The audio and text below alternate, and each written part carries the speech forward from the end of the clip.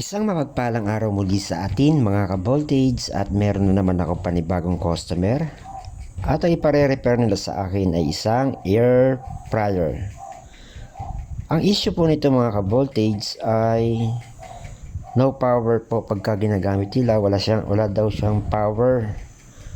Walang indicator light na makikita pagka sinasaksak siya. Bigla na lang daw itong na ginagamit nila. Tapos, bigla na lang po daw na wala yung power nito. So, yun, chinek ko nga po siya. Ayan. Tinignan ko po kung yung cordon niya, yung wire niya, kung may putol ba. Wala naman pong problema. So, chinek ko rin po yung switch niya sa sa open-close switch. May open close switch po kasi yan diyan sa mismong na yan. Ayan, switch po yan. Pagka pinasok mo yung pinakakaldero niya, automatic pong mag-o-on yan. Tatama po yung switch niyo diyan. Yan nga po, yung binaklas ko po siya, naputol na nga po. Ayan yung maliit na tumutukod sa switch. Naputol na ho siya at pudpud na rin. So, ang ginawa ko nga po dyan, tinesting ko naman po yung switch niya, yung pinaka mismong switch, ay okay naman po. Ang problem lang niya, yung tumutukod sa switch, pudpud na.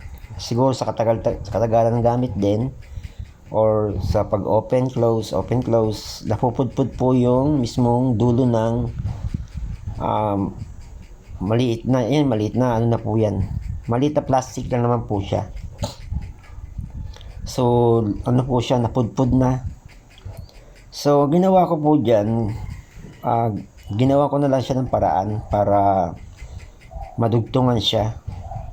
Nagkat ako ng maliit na plastic.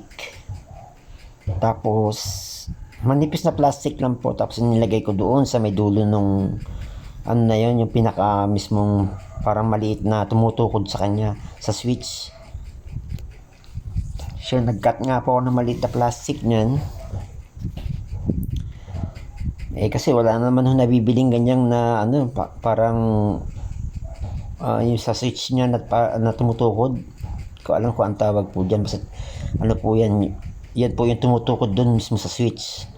So, sinukatan ko po siya ng maliit na plastic, tapos nilagyan ko po siya ng mighty band para umabot uli siya doon mismo sa switch. Ayan nga po yan, dinikatan ko po siya.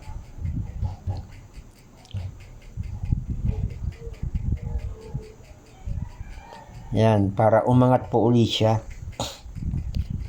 Umabot uli siya sa switch para pag oras na ibabalik niya yung kaldero, tatama ho siya dyan sa maliit na yan.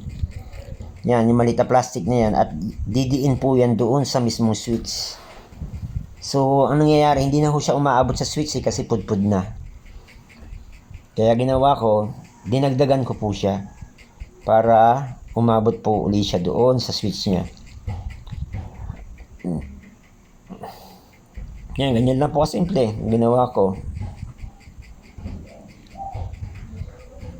Bali, pina-repair na rin po ito dati ng customer ko. Ang problem naman po, ang ginawang pandikit is super glue. So, yung super glue, pag naiinitan po, lumalagkit po yun. Natutunaw. So, wala rin. Useless din po pagka ganun ang ginamit nyo. Kailangan nang gagamitin nyo dyan na pandikit. Yung talagang, katulad ng mighty band, kahit na mainitan siya, hindi siya matutunaw. Tsaka yung plastic na yun, yung pinandikit ko, hindi po siya matutunaw. Ayan, nilagyan ko rin po siya ng konting langis para maganda yung play niya, yung laro niya.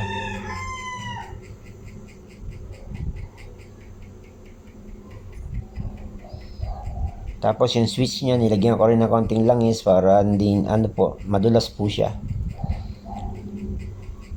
Para maglaro-laro lang po siya dahil may langis siya.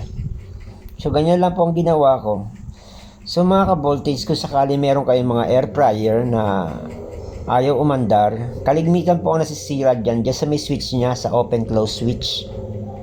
So malamang baka pudpud na po. Kaya kailangan na po siyang dugtungan. Dugtungan nyo lang po siya. Okay naman po yan pag nadugtungan. Dikitan nyo lang po ng maliit na plastic para umabot siya uli. So yan nga po, tinesting ko na po siya. Gumagana na po yan. Ayan, nag-power na po. Ayan, meron na po siyang indicator light.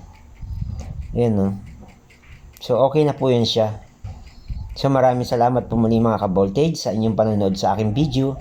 At sana meron po kayong idea na natutunan. Paki-like and share po ang video ito para aware din po ang iba kung paano mag-repair ng air fryer. So maraming salamat po muli sa inyo mga ka-voltage, and God bless po sa ating lahat.